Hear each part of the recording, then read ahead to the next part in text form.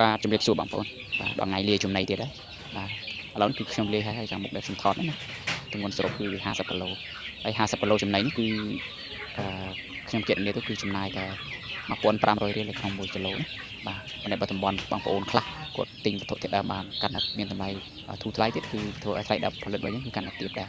បាទចំណីនឹងអត្ថប្រយោជន៍ទី1បងប្អូនណាគឺវាជួយឲ្យមុនស៊ីទៅគឺស្បែកសាច់ជើងវាគឺល្មៀតខ្លាំងហើយទី2រោមដោះស្អាតរលោងណាទី3គឺមុនអត់មានបញ្ហា stress ឬចឹករោគនេះស៊ីទេមានន័យថាកាលណាដែលចំណីដែលយើងលាយទៅត្រូវបាទមានប្រូតេអ៊ីនសារធាតុចិញ្ចឹមគ្រប់គ្រាន់គឺមុនយើងស៊ីទៅគឺវាសុខភាពល្អហើយធំធាត់លឿនហើយវាអត់មានបញ្ហាចឹករោគគ្នាហើយមិនតែប៉ុណ្ណោះស្បែកជើងវាក៏ល្មៀតខ្លាំងហើយសាច់មែនល្អបាទហើយតិចទៀតខ្ញុំនឹងថតជាវីដេអូពីសកម្មភាពដែលមុនវាកំពុងតែស៊ីណាបាទហើយនេះបងប្អូននេះបាទនេះគឺឥឡូវនេះខ្ញុំដាក់ឲ្យស៊ីបងប្អូនមើលសកម្មភាពនេះគឺវាស៊ីខ្លាំងហើយវាធំធាត់លឿនអ្វីដែលសំខាន់គឺធំធាត់លឿនបាទអ្វីដែលខ្ញុំចង់បានគឺអាហ្នឹងឯងណាអញ្ចឹងទៅគឺដើម្បី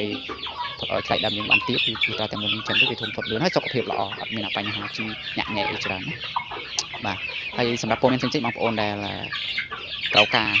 ណាពីរបៀបនៃការផ្សំបងប្អូនអាចទាក់ទងមកលេខ Telegram លើវីដេអូនេះខ្ញុំដាក់ស្រាច់ណាខ្ញុំនឹងជួយប្រាប់ពីការផ្សំក៏ដូចជារូបមន្តខ្លះដល់បងប្អូនដែលគាត់ចង់